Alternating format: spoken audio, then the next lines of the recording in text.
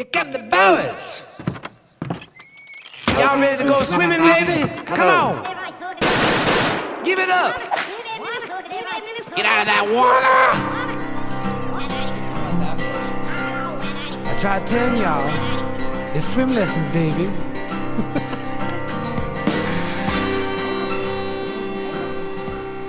Hey, what is up, everybody? Thank you for choosing Swim Lessons, a podcast. I greatly appreciate you being here today. My name is Dallas Hansen. My guest today is Carson Yale. Carson Yale, I have grown to appreciate not only as a basketball player, but as a human being. And I tell Carson this in the podcast, but the reason I like him as a human being is because he's overcome all these crazy obstacles, whether it's injuries, whatever life can throw at him, and how he overcomes them. So I want to sit down with him and talk to him. And he's still, he's playing for Minot State University, the basketball team here, the Beavers. It's an exciting time for them. They just got a new head coach, and it's just an exciting time here in the great city of Minot, North Dakota. And I appreciate Carson stopping through. It was fun to talk with him about his high school career, now his college career, and kind of what he's been up to. So with that said, today wouldn't have happened, though, without our sponsors. And our sponsors today are PSP Network. It's game day, promoting local student athletes for a very long time. They just came out with the Golf Off with Jet Lundeen and Walker Broughton, so make sure you check that out on PSP Network's YouTube channel. You can also check out their schedule events. I know Nick Holberg and Amanda were scheduling out our fall activities along with basketball for this upcoming winter and fall sports schedule. So that's going to be coming up soon. Make sure you check that out at psp.network. Next up, in Williston, North Dakota, if you're hungry and you want to grab a burger, grab a brew, grab a buddy, listen to some music, watch some tube, I got the place for you. It's called Rivers Edge Bar and Grill. They're known for offering the best happy hour in town, providing unbeatable deals in a lively atmosphere. Guests can also enjoy a variety of entertaining activities, including bingo, trivia, and the very popular Name That Tune. Come on down to River's Edge for great drinks, great food, and great fun in Williston, North Dakota, the heart of the Bakken, baby. Next up, Glosso Angus. They're a proud sponsor of Swim Lessons, a podcast. They're your premier source for registered black Angus cattle since 1973. Glosso Angus cattle showcase dominance, durability, and docility, and they're built to thrive on the northern plains. Check them out. That's Glosso, Glasoe, Angus.com. Appreciate all our sponsors today. We got some very exciting stuff coming up, especially this fall. A big announcement coming here in the next few weeks, and I'm really excited, but it wouldn't happen without everybody that listens. So just know I greatly appreciate you. I greatly appreciate our guest today. Welcome, Carson Yale. Dude, thanks for doing this, man. I'm super excited to be here. I'm a big Swim Lessons fan, listening to a bunch of the podcasts. So I'm super excited. Yeah, man. I'm so when I first became let's say a fan of your game, it was your senior year, yep. DLB. Yep. And I went to the state tournament because I was doing some radio. And one of the best games I've seen was you guys in the, what was it, semis? Well, against Beulah.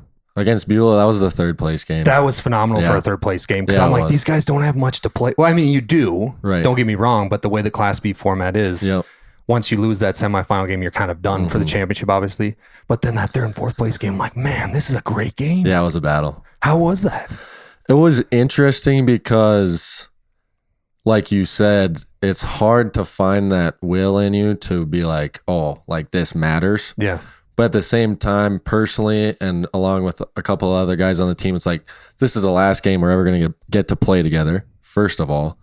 And it's like, last time I get to wear a Lakers basketball jersey, last time I get to do, a warm-up with my boys, all that. So it's like, to me, it felt, I'd much rather be playing the game after. Yeah. But it did still mean something to me, so that was still a lot of fun.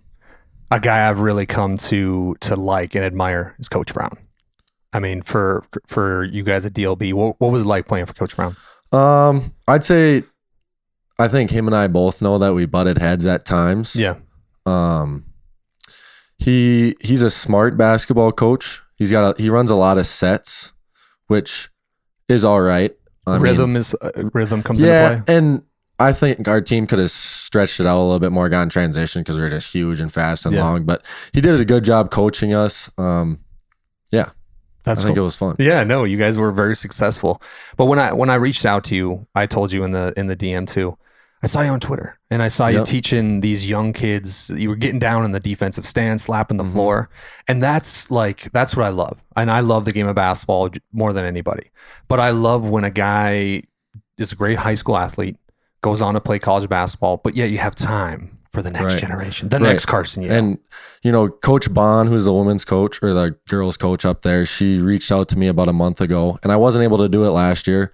So I had the week to do it. And as soon as she texted me, I hopped on the idea because these kids, I still have a poster from one of the kids that was at camp hanging up in my bathroom that made that poster for me when we were at the state tournament a couple years ago. And it's like, those kids matter to me because I know how much the Tanner Holtz and stuff mattered to me when I was that age. So anytime that I get an opportunity to do that stuff, I love to do it. And that was a ton of fun as well. So what that was a DLB camp? Yep. It was like the Lakers skills camp. Nice. So you were just teaching defense, or what was the camp like? Yeah. So I was just teaching the defensive segment. We went a couple different age groups, 3 days. So we went through, ball handling, shooting, passing, all that, just to get kind of the fundamentals down for the younger kids. So yeah. What was it like? Because this is always interested to me, because you see nowadays a lot of travel ball, and you see like we were talking before on air, Lily Bell. She's traveling Minnesota, all over, and she's getting a lot of great offers. Nothing against that. Gibson Kinnebrew, another one, just comes to my mind, traveling all over. But were you a part of that same generation, or were you kind of more, hey, I'm going to go to the Minot State Skills Camp, I'm going to go to NDSU Skills Camp rather than traveler? What was your come up like? My come up, I would say I definitely attended all, like the Minot State Skills Camp, the DLB camp when I was younger. I was kind of in the first generation of the AAU scene a little bit now. I played with Eric Foster, Greg Foster, who started the ND Attack program. And we were the first ND Attack program, I want to say it was like 13U. What? So I had played with Greg for a long time, played travel ball, probably starting, 5th, 6th grade, not as young as they kind of do now where you see second grade teams or whatever. Yeah. And then, I got the chance to play with the ND Phenom my last 2 years, which I don't have enough great things to say about Jordan Maurer and what they do over there. I mean, that's blasting out some players. If you get the opportunity to play for that team, any kid that's listening, you need to do it because you're not going to regret it. Why? The unselfishness of the program, the way that Jordan knows how to tell you what you need to work on, what you're good at. He lets you know what you're good at right away, and he lets you know what you're not good at. So that's a big thing. And then they just care, which is a huge thing. I mean, not to throw shade on any other programs, or I'm not saying that I'm thinking of one, but there's definitely some out there where the best interest isn't of the kids. It's to cash a check. Yeah.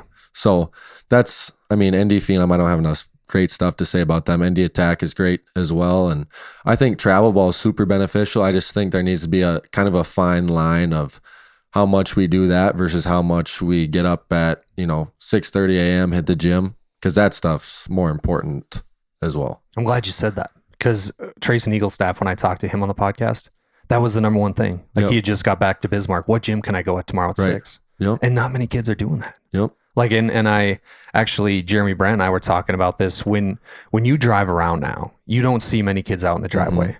But I was bitching to Jeremy about this. I'm like, where are the kids at? Why is nobody playing? He's like, there's a few. And he's like, just think of this, Dallas. The kids that are going to be that much better than the kids that aren't. 100%. So it still matters, no matter which way you look at it. And that's coming from Jeremy. Yeah. It's like Trey Brandt, my roommate, best friend. Dude is an absolute gym rat unlike anything I've ever seen before. It is unreal. I'm pretty sure he's at the gym right now because he just grabbed his keys and left before I came here. So, I mean, yeah, that family knows how to do it, right? What does he do in the gym? Just shoots around? I've worked out with him plenty of times. He just goes all out. Like if he's wearing like a gray tank top, it's not the same color after. And I vividly remember when we were younger, like even being at the Minot State camp when we were probably 3rd, 4th graders, it was the same exact way. Really? I mean, dude's just a grinder. And that's what it takes. Just dedicated. Yep. Hey folks, are you craving authentic, mouth-watering smoked meats? Well, let me tell you where to go. It's Bronson's Smokehouse in Beulah, North Dakota. They've been serving up legendary country-style sausage, jerky, and Slim Jims for over 40 years. Order online today at bronsonsmokehouse.com. That's Bronson's, Bronsons, smokehouse.com, and taste the tradition.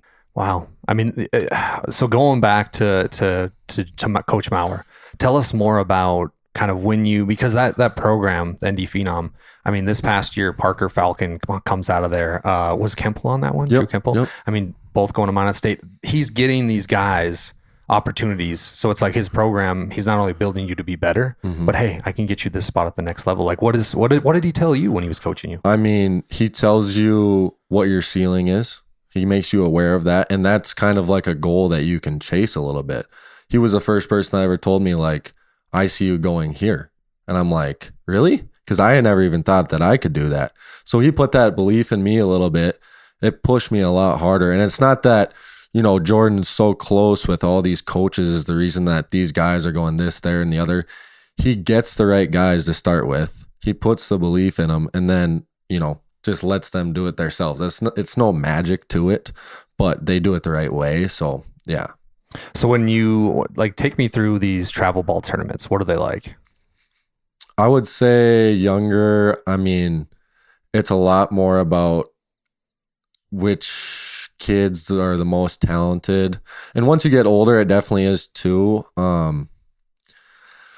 How great was the competition? Was it pretty stiff? Oh, well, when I was playing with the Phenom, we traveled some places and played some really talented teams. We ended up playing Caleb Foster, who's going to be maybe a draft pick for Duke. Really? We played him when I was 17 down in Vegas. We were super successful, but you even going down and play like the Pentagon tournaments, you play, a couple guys that are going to the Summit League and a bunch of guys that are in the NSIC. And it's super cool to like play in the NSIC now and you travel to a game, you see that guy on the bench or that's suited up and it's like, hey, I played you like 2 years ago. And then you can talk to him, after the game or whatever, dap him up and be like, that's the coolest stuff ever about basketball. Yeah. The connections. Yep. The connections. So after travel ball, like we talked about your senior year, but then, and the reason I like your story is because you've had injuries and you've overcome them time after time after time. And there's, the story of a basketball player being great and not having any setbacks. That's cool. But I love a story of a comeback. Like I personally, that's my favorite story. I love the guy that had it all, loses it, gets it back, has a minor setback, goes back, keeps playing. And that's your story. And that's why I want to talk to you. So tell me about your first knee problem and that whole process. So the first kind of real knee problem I had it was my first game of my junior year of football. What position? I played quarterback. Ooh, okay. So I got stuck under a pile on a quarterback sneak. I think it was like on the 1 yard line. It was like a little tush push deal. And I just get up and my knees like, oh man, it starts to swell up. It's like clicking when I run. It feels just all out of whack. So everybody that sees my knee, they're like, oh, torn ACL. I'm like, usually I just agree with them because I don't want to sit there and explain it. But it's a really, really weird injury that even when I had it, my doctor, who is very, very, very intelligent, is like, I've only seen this a couple of times in my entire life. So what it is, you have your knee, and in the joint, you got your femur, and I believe it's like your tibias, your leg at the bottom.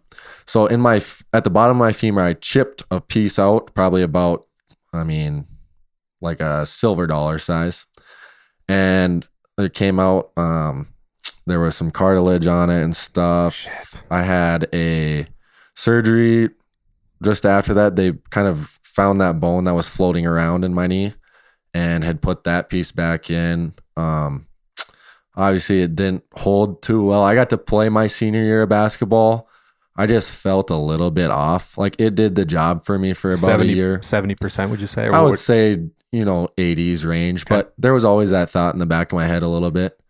And then get into college, I re-injured it the fall of my first year. That piece was clearly back out again.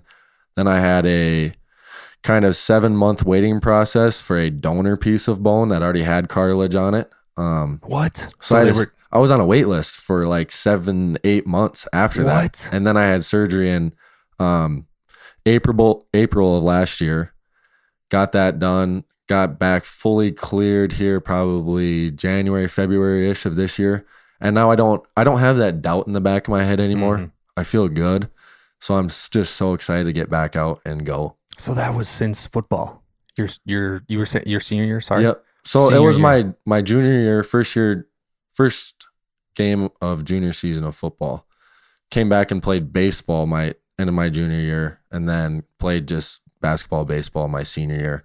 Kind of cut the football thing out. I don't blame you. 6'9", 6'8", run out there, play quarterback, which I was a talented quarterback, but so I just had to kind of cut that out my senior year. But I don't blame you. I mean, so that was what? How many years since the first time you injured it to now?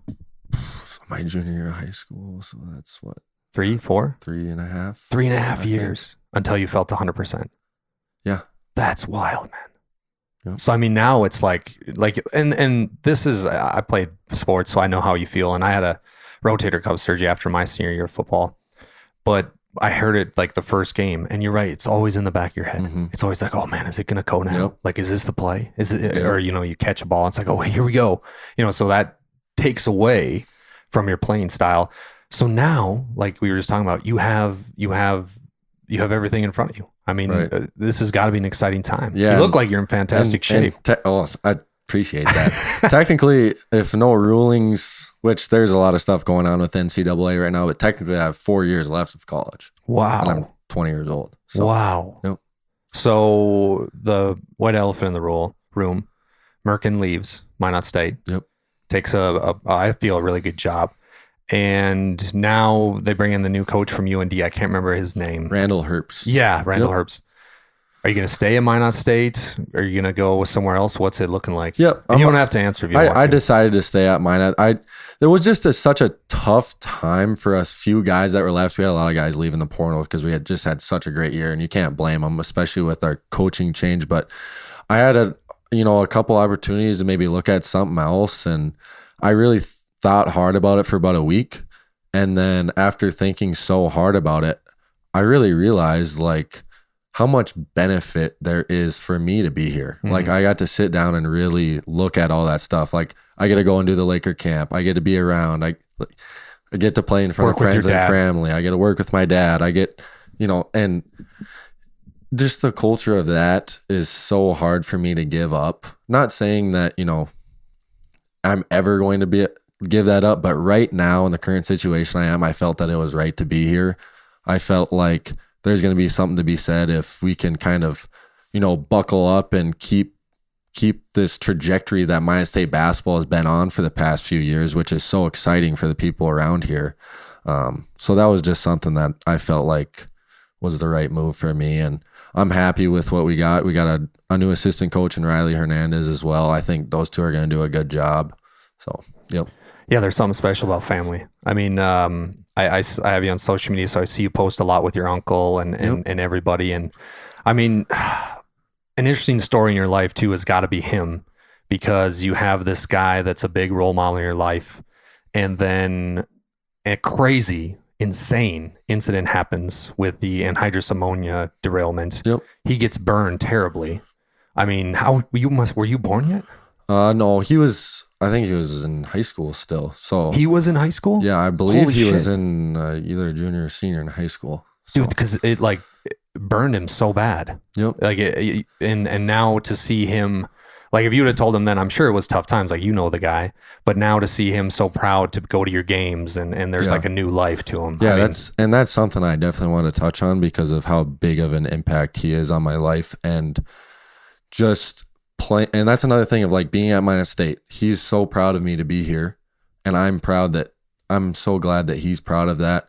That's something I don't want to give up. And he's gained a relationship with me that I don't know if any uncle-nephew relationship on this earth is as good because of the time that I get to spend with him and the time that me and my buddies get to spend with him, because he just he loves to have us around. It's a special relationship that I'm super grateful for.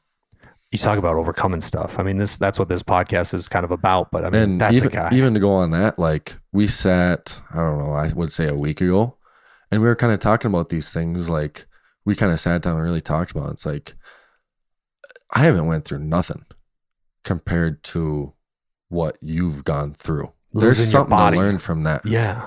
There's something to learn from a guy that can do that and can, you know, buckle his bootstraps and still kick it. Yeah, dude. I mean, I see him at your games all the time and stuff, and when you're in high school, and I admire the guy because I know he's been through a lot, and to still like show face and show up to your events, and I'm sure it's like I said, giving him a second life. Yep. I mean, that's what it's all about. And for you to have somebody too that's to look up to and to get over the tough times, which I'm sure when you got your knee injury, he was right there for you. Yeah, he was. And that's what it's all about. Okay. Minot State now. This last year, you guys had a great year. Portal hit you guys hard. What's the offseason been like for the Beavers? It's been a little shaky. Obviously, the signing to set's huge. And I'm Derek. super excited for that. Me and Derek go way back. Really? We spent a lot of nights in the gym together, so I'm super excited to get to play with him again. We've added a couple guys. I'm not exactly sure on how many yet because it's just so hectic up in the coaching office. We've got a bigger guy coming in. I know we've signed a couple guards. It's kind of been, it's just been wild. Like whatever's been going on this summer. I think everybody is excited. At least us returners. We had 4 returners. So myself, Trey, Braylon Dale, Dylan Gachaba, we're all staying. I know that we're just excited to kind of try and kick it back into gear and try and just not miss a beat from where we've been, which is going to be a tall task. I mean, everybody's aware of that. I think we're all excited just to get back at it. We're excited to get everybody back here in August and just try and hit the ground running again. Those games at Minot State are phenomenal. The home games, I went to a few of them, like the intros and the kid zone they got and the fans, and not that it's a big deal, but they serve beer at the game, and it's it's like it's an environment. Yeah, and I like another reason of why I love Minot State is like I used to be that kid that was probably in the kid zone a little bit, but me and my dad used to go all the time. Like I have so many vivid memories of just being there, and Matt and Dan, my second cousins used to play a little bit, so that kind of drew us to go a little bit more often. But yeah, I think if you're in town and you know that a Beaver game's happening, I think it's a pretty big deal to be there. Yeah, the Yale name is known in the basketball community. I mean, Matt and Dan, Matt's my age, and to see the run that Berthold went on was phenomenal. Yeah, I was so young when that was going on, but I do remember it a little bit. I'm pretty sure they were playing down at the Alara Center when Jeremy's Beulah team won the state championship. Because I remember being at it, but I was probably, I had to have been 6 or 5, 6, 7. I think, and I'm pretty sure Dan had a bummed ankle that he like injured it in a pregame thing, which was a fluke thing. Because Dan comes up to that DC Classic basketball tournament, so I was busting his chops a little bit. And he's like, "Yeah, dude, it was a freak thing. Like it was an open gym, and a guy that was standing there shouldn't have been standing there. I went up for a layup and just twisted it." Yeah. I have to get up to that next year. Yeah, man. I remember you DM'd me on Twitter about it 2 years ago. You're like, "Man, I'll throw you on a team." Yeah. And I think I was playing at the Grand Am my senior year, but next year I'm going to bring up a team for sure. It looks like a ton of fun. I actually watched a couple of games on the live stream this year since Ben and Jackson and Rudolph were up there playing. I was kind of getting on Jax for not going deep in the 3-point contest. Dude, I was texting him. He wasn't texting me back because I don't think he was very happy though. I don't know what happened to him because so we do like an auction the Saturday night before, and I left him till last because 9 a.m. that Saturday, their opening game, he had like 8 threes. Was unconscious, could not miss. And then Calcutta, everybody in Crosby knows, so he went the highest. And I think Dan bought him. Sure Dan Yale bought him. And then he goes and threw him and lays an egg, bro. Yeah. Like lays an egg. Yeah. And then 2 weeks later, he's at the Ray Easter tournament. They do the same thing. I think he won it. Or he got second. Yeah. Luke Soren might have won it, actually. Yeah, whatever. But I mean, dude, it's just one of those things where it's different because you're grabbing the basketball off the rack setting and there's people watching. So maybe it got to him. Yeah. Maybe it got to him. When he gets hot, though, it's scary. Pretty impressive. And he's got a younger brother now, Minot, that's got talent. Yep, for sure. Jalen, he's been playing with us as well. How's he been? He's good. That whole family, there might be something in the elbow. I don't know what it is, or Jeff did a really good job in the driveway or what it was. But yeah, those guys all know how to shoot it. And they're just a basketball family too. Great family, like all like the nicest kids ever. And that's why I get along with all those guys so well. And yeah, they can shoot it. Like even we were playing last night, and I know me and Jackson know because we played together a decent amount. Like when he gets hot, it's like, yep, dribble handoff, setting you a screen. But And I've been joking about it a lot more lately. Like, if I'm not on his team, I'm telling everybody in the gym he can't go right because he's so much better going to the left. But when I'm on his team, I know I'm setting that screen so he can go to the left. Yeah. So, is Tyler Rudolph the best player out of Minot State ever? yeah, I would say so. I mean, I grew up watching that, but I mean, Caleb Vandergreen made a real good case this year. Dude, phenomenal. He's a real close second, if not a co-title there. I seen Rudy's going into the Hall of Fame too, which is exciting. Yep. I mean, he played so well in the DC Classic, like so well. I watched a little bit. He's just so talented, even and unselfish. Right, and back to watching him when I was younger a little bit. It's like dude could do anything. Like he's big, he can finish at the rim, he can finesse, like shoot it, all that stuff. So a freak. Definitely something I try and model my game after a little bit. Speaking of model, we were talking about on the way down the stairs here. You're a Chargers fan, bro. And you're a Chiefs fan. I know. Come on. AFC West is going to be good again this year. Yeah. Except for the Raiders. I don't know about the Raiders. I don't know about the Raiders. Broncos are good. I'm really excited about the Chargers. Everybody knows that I get a little bit too excited about the Chargers. When they were playing that first round playoff game this year, we were down in Southwest Minnesota, and the game was going on right during our game.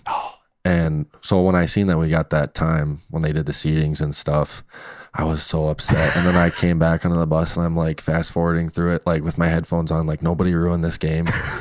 And I get to like the third quarter and I just slam my phone on the seat and everybody's like, oh yeah, he found out what happened.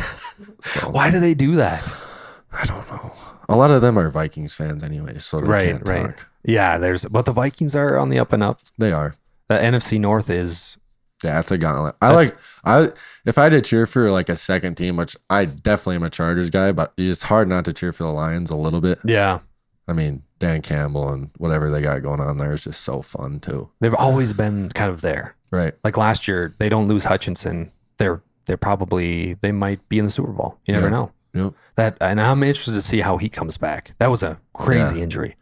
Breaks your leg in half. And like from my situation, the toughest thing is just like try not to think about what could have been. And you think about that guy, like he's thinking about like what could have been was like a Super Bowl. Yeah. That might have been their window. So darn tough. Like for a dude, like, yeah, the rehab and stuff is an absolute battle that it's you versus that, whatever rehab that you have to do that day. It's a dark room and that's tough, but like, yeah, I mean, you can't fake the rehab stuff. And I hope to see all those guys just in a similar situation. It's like, man, you got to battle. And I love to see guys come out of it. That's the best thing ever too. Well, it's a comeback story. I mean, what's not to like? I did see, do you follow John Gruden at all on Twitter or X? Yeah.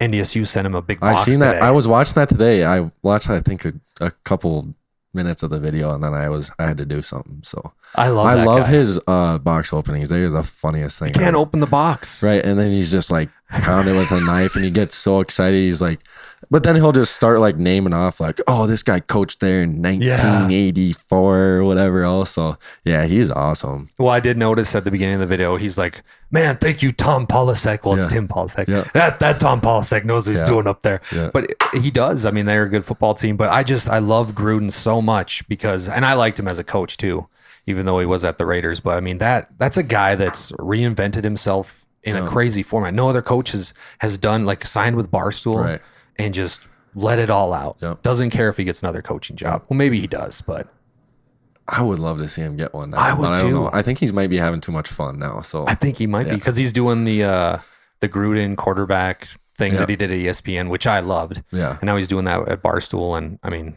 yeah, he's an entertaining cat. What other podcasts do you listen to? I'm a big swim lessons guy, probably number one. Appreciate that. I'll tune into Rogan every once in a while. I like to listen to Jocko Willink every once in a while. Yeah. Actually, this is like kind of odd, but I like to listen to Impulsive with Logan Paul. He has some interesting stuff. I haven't listened to that one yet. Every once in a while. So swim lessons is one though. Hell yeah, dude. Well, I appreciate that. Me and my buddies will be texting each other like, "You see that new swim lessons podcast that came?" I'm not joking. Yeah, that's awesome. Joking, so. I appreciate that a lot. Yeah, we're trying to live out the dream, man. But no, I'm excited for you. I think the lessons you learn when you have to go against your own character are big. and you went through those lessons specifically with the knee, and even your senior year not coming up short as a state championship. I think those are going to help you propel to this new level, kind of what Coach Maurer talked about. And I mean, I'm excited for you. I think this is the perfect situation. A fresh new coach coming in, you feel healthy. Like, I am genuinely excited to watch you play basketball. I appreciate that, man. I appreciate that a ton. And I know that there's a lot of people in my corner that are hoping for the same. So it's not like I feel like I have a ton of pressure on me, but it definitely is pushing me a little bit more to like, yeah, let's do this now. Well, you got the perfect roommate, Trey. True. To push you. Let's go. Hey, let's go. And I'll go. push him back every once in a while too. So, who was your favorite NBA player growing up? There's so many. The amount of were you a Kobe guy or LeBron? The amount of locker room conversations me and Jackson Gunville have had over this is unreal. But I'm a LeBron guy through and through. You're a LeBron guy. Yes. Okay. What made you be a LeBron guy? It's just the pure dominance of an entire game that is so impressive over such a long time, which people like to drag it like, oh yeah, he's 40. He's 40 doing it still. And was doing the same thing when I was born, like 21 years ago or whatever, 22 years ago. So, I mean, I just think that's so impressive. And it's not like, I wasn't the biggest Kevin Love fan because he was the big white guy back, whatever. But yeah, LeBron's definitely my guy. I'm becoming an Anthony Edwards guy. It's hard to dislike him. I know. He's so fun to watch. And he like has those moments where it's like, okay, this is his league. Yeah. But then you watch a guy like SGA who is in the finals, and I think Oklahoma City's going to win it all. So if he wins the finals, it's kind of SGA's league. Yeah, it is. But Ant's got that like just attitude about him where it's like he has the opportunity to be the face. And I do like that Shea he ain't that flashy guy that likes to hoot and holler. But yeah, it's going to be interesting what happens after LeBron's kind of done, because I'd say he's still kind of the face right now. But yeah, it's going to be super interesting. I'm glad that the Celtics weren't in the finals, because I kid you not, we're watching the finals last year and Trey comes out of his room for whatever, I think it was like maybe game 4 or 5. He's wearing a full Jason Tatum jersey, oh boy, shorts, and Celtics underwear, and I'm just losing over on a couch. I'm like, dude, I'm gonna go watch this at my parents' house. I don't want to be around you anymore. So, what did Trey say when Tatum went down this year? That was a crazy injury. I don't know what we were doing. I think I don't know if we were playing open gym or something, but we had like got done with it. And I like look at my phone, and me and Trey both looked at each other. I'm like, kind of gave him a smirk, which you hate to see a guy go down, but I just wanted to see how he was going to react. And he was definitely not happy that night. Well, because I was watching that game, and Richard Jefferson was calling the game, and he's like, Jason Tatum just called the timeout when he went down. So like he fell down, obviously knew something was wrong and yelled timeout. Yep. So when that happens, that's never good. Yeah, it's never good. And it's how he went down too. Seeing the video after, that's not good to Achilles is tough. Yeah, that was curtains kind of for. Well, Kobe was already kind of in the latter end, but I digress. But listen, man, I've been at this for 30 minutes. I truly appreciate coming over. And Swim Lessons podcast about overcoming tough times. We talked a little bit about your journey and how you overcome some, but leave us with something. What's something that a guest listening can make applicable to their life? I'm just going to kind of go off of what I like to think about if something's not going great. And I take this from Jocko Willink. His saying is just good. It's good. Like good with a period on it. And you can think of, had a bad day at work. Good. Let's be better tomorrow. Had a bad day at practice. Good. Can't get yourself out of bed because you're in crutches because you got a knee injury. Good. You're able to still think of that thought and be able to utter the words good. Like you still got a fighting shot and you still get to wake up. So good. I love it. Let's go, dude. Let's go. Thanks. That was great. Yeah. Jocko's the man. Yeah, he is. I love that guy. And the few times he's been on Rogan, I listened, and he's the best. I mean, and then I've seen that video, and so many people like copy that video and make like backgrounds, but that's my computer background. I got a couple of things on my wall. I think it's just so applicable to so many things, and even when something's going good, like good, you set yourself up for that. Yeah. So like you earn that. That's what it's all about. I I got to ask, so people can follow your journey. What's some social medias you'd like to plug? I think my Facebook's just Carson Yale. My Twitter is just at Carson Yale, all lowercase, and Instagram would just be carson.yale.